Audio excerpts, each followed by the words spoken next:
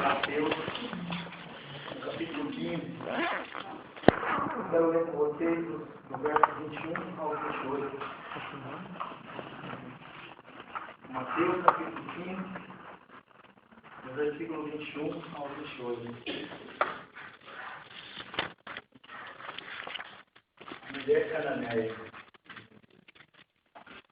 Vamos ler a palavra de Deus. Partindo Jesus dali, retirou-se para os lados de Tiro e Sidom. E eis que uma mulher cananeia, que viera daquelas regiões, clamava: Senhor, filho de Davi, tem compaixão de mim. Minha filha está horrivelmente endemoniada. Ele, porém, não lhe respondeu palavra alguma. E os seus discípulos, aproximando-se, rogaram: Despede-a, eles vêm clamando atrás de nós. Mas Jesus respondeu: Não fui enviado, senão as ovelhas perdidas da casa de Israel. Ela, porém, veio e o adorou, dizendo: Senhor, socorre-me. Então ele, respondendo, disse: Não é bom tomar o pão dos filhos e lançá-los aos cachorros. Ela, contudo, replicou: Sim, Senhor. Porém, até os cachorrinhos comem das migalhas que caem da mesa dos seus donos. Então lhe disse Jesus: Ó mulher, grande é a tua fé. Faça-se contigo como queres. E desde aquele momento, a sua filha ficou sã. Amém? Bom, esse texto, ele sem dúvida é um dos textos mais polêmicos que a gente encontra no Novo Testamento, né? Justamente pelo fato de que nele, aquela ideia que nós temos do Senhor Jesus, né? Aquela ideia que ele passa toda aquela compaixão, toda aquela misericórdia que a gente está acostumado a ver nele, ela, de uma certa maneira, ela acaba sendo contrariada, a maneira como ele vem tratar aquela mulher. Mas, na realidade, na mensagem de hoje, na mensagem que eu preparei para a gente aqui, eu não pretendo, não quero entrar no mérito de tentar explicar a atitude de Jesus naquela situação. Por que ele disse, não disse, por que ele fez ou deixou de fazer. O que eu quero é convidar vocês para que, junto comigo, a gente procure entrar, tomar o lugar daquela mulher, né? E dessa maneira tentar aprender um pouco com ela, com base na situação que ela viveu, que ela presenciou nesse momento da vida dela. O título da mensagem que eu trouxe hoje é A Fé que Toca o Coração de Deus. A fé que toca o coração de Deus. E eu pergunto, será que nós, na nossa caminhada como cristão, como filhos de Deus, nós temos buscado Cristo na nossa vida, no nosso relacionamento com o Pai? Ou seja, nós temos buscado alcançar, tocar o coração dele? E se nós temos buscado, será que nós temos feito isso da maneira correta? Né? Bom, quem sabe até o final da mensagem a gente consiga responder. Bom, o texto que nós temos, ele começa dizendo que Jesus, ele sai de território judeu, ele se desloca das terras judias e ele vai para um solo estrangeiro, ele vai para a terra dos estrangeiros, né? Terra constituída por um povo chamado de povo pagão. A grande maioria dos estudiosos, eles concordam que Jesus, ele tomou essa iniciativa com o objetivo de procurar algum momento de descanso. Algum momento onde ele pudesse ficar sozinho, quem sabe orar, meditar um pouco. Um lugar onde provavelmente ninguém fosse se conhecer. Né? Nos textos anteriores ele está sendo muito requisitado, é uma série de episódios que a gente vê, onde Jesus passa por situações que ele é muito, né, explorado. E a intenção dele provavelmente seria essa, de procurar um tempo onde ele pudesse descansar. Essa região, a Bíblia chama de região de Tiro e Sidom. Ela ficava aproximadamente 45 quilômetros de Cafarnaum e fazia divisa com as terras da Galileia. Fazia fronteira com as terras da Galileia. E como a gente já mencionou, era uma terra habitada por um povo não judeu, ou seja, era um povo estrangeiro, pagão, ou como eles vão ser chamados um pouco mais para frente, povo gentil. Mas tão logo o Senhor Jesus ele entra nessa cidade em busca desse momento de descanso, toda a expectativa de ter esse tempo para ele acaba sendo interrompida. Né? O texto diz que uma mulher surge correndo na sua direção, desesperada. E essa mulher cuja a Escritura, cuja palavra de Deus, ela não nos revela o seu nome, ela não nos revela as suas características, nós não sabemos se ela era alta, baixa, magra, meia gordinha, não. A única coisa que nós observamos através da palavra de Deus, segundo o próprio evangelista Mateus, é que ele dá a ela o nome de mulher cananeia. Né? Ou seja, ela era originária das terras de Canaã. Mateus, talvez por ser o escritor, um texto mais judaizante, ele procura dessa maneira reforçar a ideia do paganismo que existia sobre aquela mulher. Nós sabemos também que Marcos, por outro lado, o autor dos Romanos, ele chama essa mulher de Cirofenícia, reportando-se ao povo de origem grega. Mas tanto numa situação como na outra, a ideia dos escritores é exatamente essa. É mostrar uma pessoa que fazia parte de um outro povo. Mostrar uma pessoa que fazia parte de uma outra realidade. E outra coisa que o texto revela para nós também é que essa mulher ela tinha uma filha. E que essa filha, segundo a palavra de Deus, ela sofria muito. Ela padecia de uma, não sei se nós podemos dizer que era uma enfermidade, mas ela sofria muito. A palavra de Deus diz que ela estava atormentada por demônios. E essa situação fazia daquela menina, daquela criança, uma figura duplamente impura. Duplamente impura por quê? Primeiro, por ser estrangeiro, por ser pagão. Segundo, por estar endemoniado. E aquilo colocava aquela criança numa situação de exclusão, não só por parte do povo judeu em si, mas por parte do seu próprio povo. Por ela estar endemoniada. E mesmo tendo só essas informações a respeito dela, eu diria que não ficaria difícil para mim ou para qualquer um aqui imaginar o sofrimento que aquela mulher, como mãe, vinha vivenciando dia a dia com a sua filha. Né?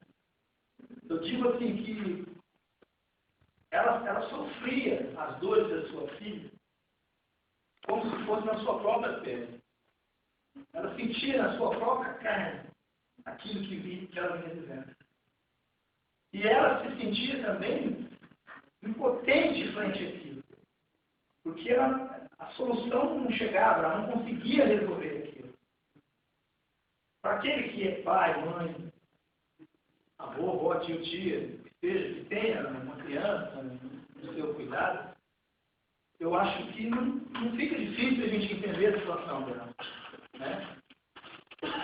Eu sou pai, tenho um casal de filhos e os meus filhos eles são muito ativos, eles correm para todo lado, não param um minuto só.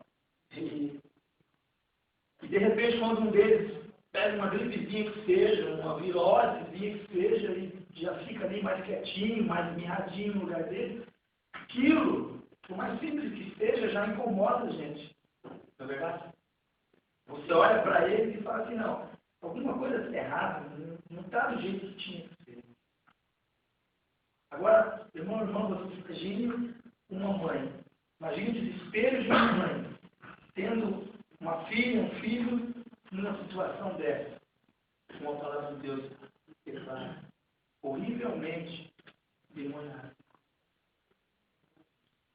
Eu acho que nós não estaríamos cometendo nenhuma heresia se nós disséssemos assim que aquela mulher provavelmente já tivesse saído em busca de solucionar o problema da sua filha para tudo quanto é lugar. Né? Quantas portas ela não deve ter batido em busca de solucionar aquele problema da filha dela. Tanto perturbava ela. A dor aguda e o desespero, quando ele chega na nossa vida, num determinado ponto, ele faz com que a gente tome essas iniciativas. Ele faz com que a gente saia correndo, dando tiro para tudo quanto é lado. Né? E o mar aí está na área, capaz de ter isso, cometendo tudo quanto é loucura, ou seja, aquilo nos torna cegos. Batemos em qualquer porta, em qualquer lugar onde exista a possibilidade de resolver o nosso problema. Agora, a fé, e é sobre isso que eu quero falar com vocês hoje na noite, né?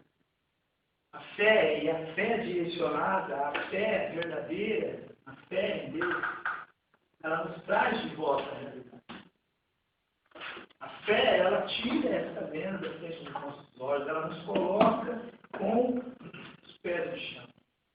Ela faz com que as nossas decisões elas sejam mais concretas.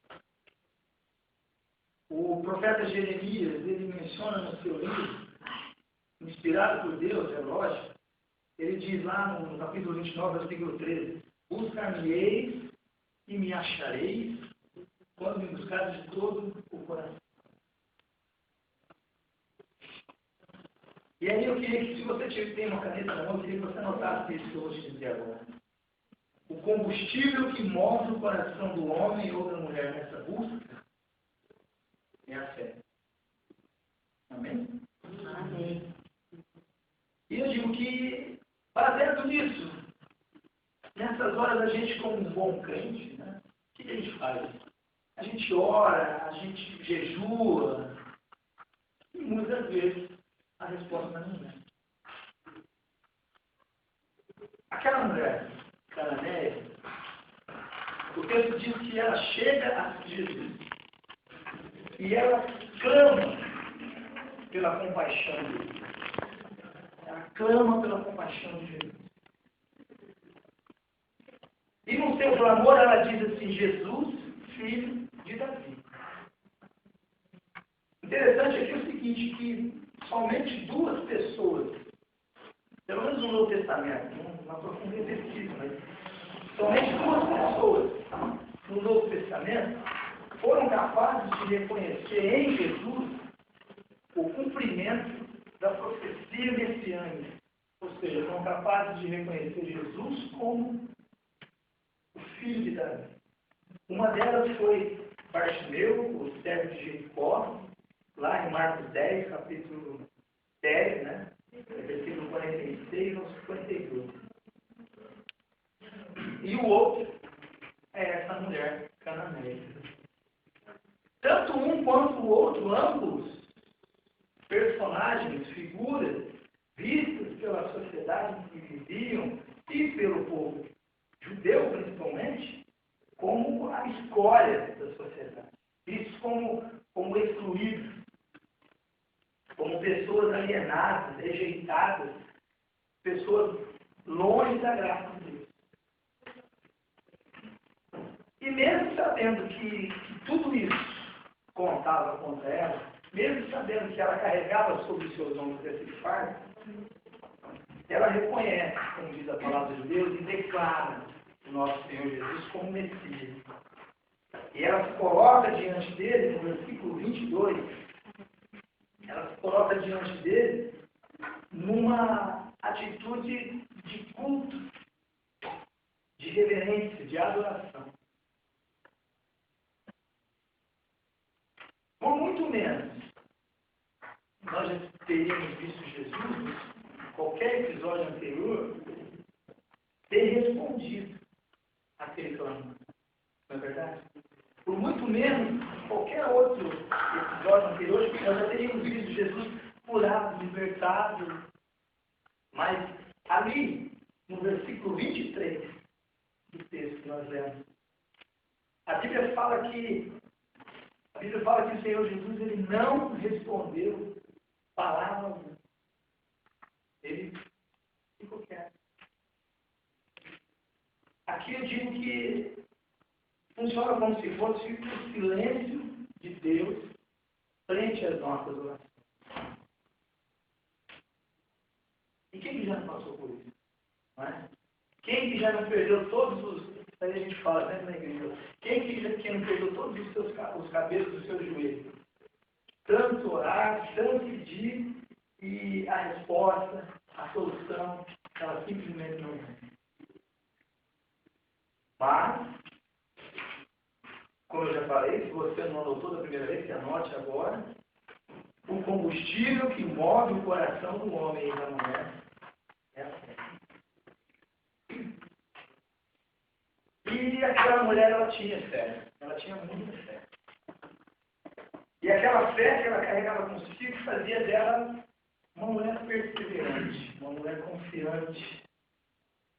Ela simplesmente não se intimida frente ao silêncio de Jesus. E segue, e se prostra diante dele, e o adora, como nenhum outro havia feito antes. Como tem sido a nossa adoração? Como tem sido a nossa prática de adoração? De que maneira nós temos nos colocado diante do Pai? Com o passar do tempo, a nossa tendência, se eu estiver falando alguma asneira aqui, vocês me perdoem, mas eu falo daquilo que eu vi, principalmente. Então, com o passar do tempo, a nossa tendência é cada vez mais transformar a nossa espiritualidade, a maneira como nós nos relacionamos com Deus, numa espiritualidade expressa. Mas não expressa no sentido de expressão, não. Expressa no sentido de rapidez, de praticidade. Nós corremos atrás de tantas coisas durante o dia e achamos que estamos fazendo tantas coisas para Deus, e aí acabamos caindo numa rotina espiritual. E essa rotina começa a impedir que exista um relacionamento verdadeiro de dependência e de cumplicidade entre eu e Deus. Quando isso acontece, a impressão que temos, na maioria das vezes, é que nós somos imbatíveis, não é verdade? A impressão que temos é que nós somos super crentes. Mas na realidade, no fundo, nós nos tornamos tão fracos que qualquer coisa tira a nossa atenção. Qualquer coisa desvia a nossa atenção. Qualquer assovio no telhado já enche o nosso coração de medo. Qualquer coisinha desvia o caminho do céu de Deus. Ou seja, o caminho da adoração gratuita. Mas aquela mulher, eu digo que ela venceu essa rotina. Ela se ajoelha diante do Senhor Jesus e, mais uma vez, ela clama a Ele de uma maneira muito mais simples, mas verdadeira. Ela diz: Senhor, socorre-me. Como se o silêncio de Jesus por si só já não fosse perturbador, né? No versículo 26, nós encontramos aquela frase épica de Cristo. onde ele diz assim: não é bom tomar o pão dos filhos e lançá-lo aos cachorrinhos. E uma coisa interessante que eu pesquisei, eu trago para vocês aqui, é que Jesus ele não diz essa frase aleatoriamente, sem querer dizer nada. Né? Jesus nunca fez isso. Tudo que Jesus falava era dito e feito. Era como se fosse uma flecha alcançando seu alvo. No livro A História dos Hebreus, de Flávio José, ele explica que essa frase dita por Jesus, na realidade, ela era um ditado. Funcionava como um ditado muito usado naquela época, principalmente pelo povo judeu, quando eles se reportavam aos gentios, aos estrangeiros, e em especial ao povo filifenício. Ou seja, eles chamavam aquele povo ali de cães. Flávio José menciona que a palavra grega usada, no caso foi cachorrinho, dando sentido de um cachorrinho de colo, um cachorrinho de dentro de casa. Aquele cachorrinho que verdadeiramente tinha o direito de ficar dentro de casa, de ficar ali, debaixo da mesa. Então, não só Jesus sabia muito bem o que estava falando, mas a mulher que recebeu aquilo para ela também sabia muito bem o que aquilo queria dizer. Então, desse modo, eu diria que qualquer um de nós, qualquer um, já teria desistido a essa altura do campeonato. Naquele momento, toda aquela esperança que aquela mulher havia criado a respeito de Jesus, ela começa a vazar pela mão de seus dedos. Aquela luz de salvação que, num primeiro momento, Jesus veio simbolizar para ela, se transforma como se fosse a luz de uma locomotiva, de um trem, correndo na direção contrária, ou seja, atropelando, passando por cima. O silêncio de antes se transforma em palavras duras, palavras que ofendem. E eu falo para vocês, quantas vezes isso também não acontece conosco? Não é? Quantas vezes, mais uma vez dizendo, adoramos, jejuamos, fazemos correntes, campanhas, em tudo qualquer coisa que existe aí, e a coisa simplesmente piora. Né? Aí vem aquele ditado, quanto mais eu rezo, mais assombração me aparece. Né? Mas eu diria para vocês que, na verdade, isso acontece conosco por quê? Nós erramos porque fazemos todas essas coisas, eu sempre digo isso, fazemos todas essas coisas com o piloto automático ligado. Eu gosto sempre de usar o exemplo de quem está começando a dirigir, pilotar um veículo. Né? A pessoa, quando começa a pilotar um veículo, é tudo novo, tudo muito complicado, né? 3 espelhos, vários pedais, e câmbio, e tem a dimensão do veículo e tudo mais, né? E a pessoa faz aquilo tudo com muita atenção e tomando muito cuidado para não errar. Né? Eu digo isso para vocês, que eu, quando eu aprendi a dirigir, naquela época, eu peguei o carro aqui e saí andando pelo centro da cidade, naquela rua ali na Belo Horizonte. E a Belo Horizonte tinha carro estacionado dos 2 lados, na época, né? Eu saí assim, eu saí batendo no retrovisor, pela frente, batendo nos retrovisores dos carros. Então a gente anda, né? E com o passar do tempo, depois que você já andou para cima e para baixo do carro, eu acho que dirigir se torna uma coisa tão insignificante, né? Se torna uma coisa tão automática, você faz aquilo de uma maneira tão natural, que você nem percebe que está fazendo, você conversa, você fala no celular, você fecha o olho, você fecha, vai por dentro. É uma coisa assim, incrível. Então eu diria que nessas horas nós temos que o quê? Nós temos que nos despertar e nós temos que nos lembrar que existe coisinha tão simples, que até na composição da sua palavra ela é pequena, mas que ela traz consigo um poder tremendo, que é a fé. A fé, quando praticada na sua excelência, ela se converte em esperança. A fé, quando praticada na sua excelência, ela se converte em confiança. A fé, quando praticada na sua excelência, ela transforma a realidade. Ela alcança o coração de Pai. A fé, ela transforma a maldição em bênção. Ela transforma homens e mulheres pecadores em homens e mulheres cheios de graça. As situações difíceis, elas chegam e elas, com certeza, não vão chegar. Mas através da fé em Jesus, o nosso coração ele se enche de bom ânimo. E junto com ele, como ele mesmo disse, nós somos capazes de vencer todas essas situações. Nós somos capazes de vencer o mundo.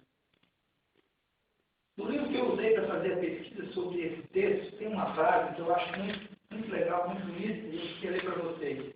Ela diz assim: a incredulidade é sempre capaz de tirar conclusões tristes, mesmo das mais confortadoras promessas. Mas a fé pode achar ânimo, mesmo onde pareça que tudo seja desanimador.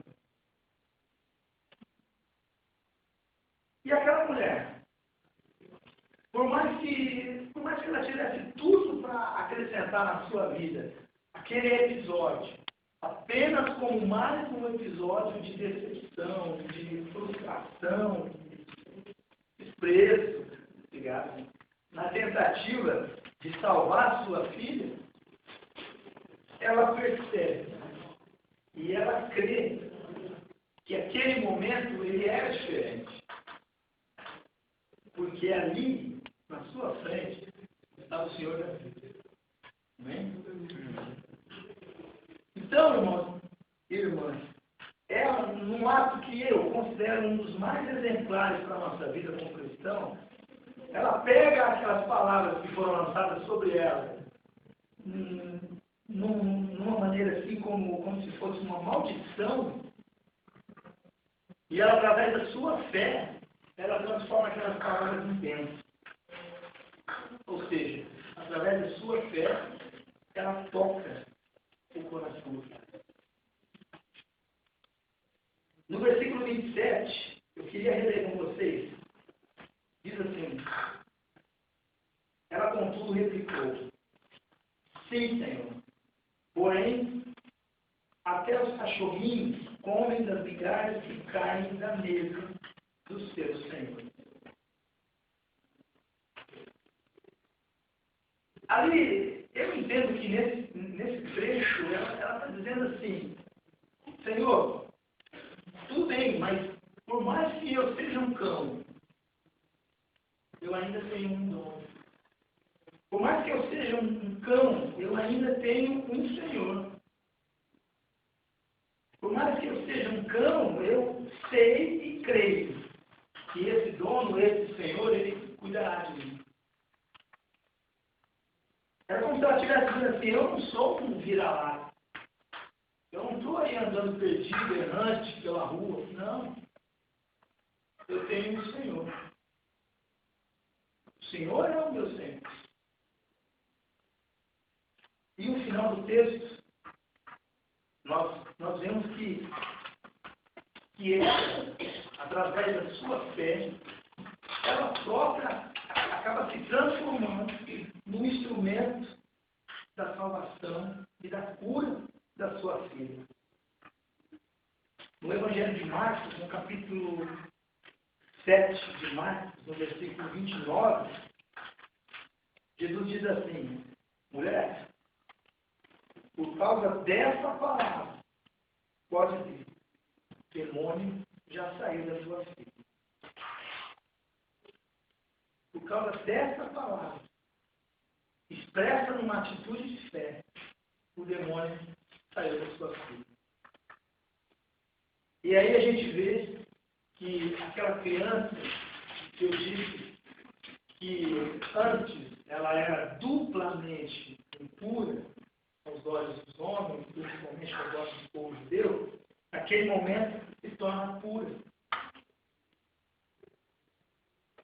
Onde abundava o pecado, superabunda a graça. Ali, Jesus está dizendo assim, mulher, por causa de toda a fé que eu encontrei em você, meu coração foi tocado. Bom, eu diria assim que nós devemos lutar pelo que queremos. A exemplo dessa mulher. A exemplo da atitude. E é lógico que nós temos que lutar para nós darmos o que nós temos. Ou seja, oração, jejum e fé. Muita fé. Nós devemos ir adiante. E nós devemos crer. E esperar no Senhor. Porque o texto ele ensina que, a exemplo do que nós vimos aqui, que o Senhor Jesus, ele honra os que depositam nele a sua confiança, a sua fé. Então eu encerro dizendo assim, que nós sejamos em Cristo Jesus instrumentos da sua graça na nossa vida e na vida do nosso irmão. Que nós sejamos, através da nossa fé, capazes de transformar realidade. Capazes de tocar o coração do Pai. Bem? Amém.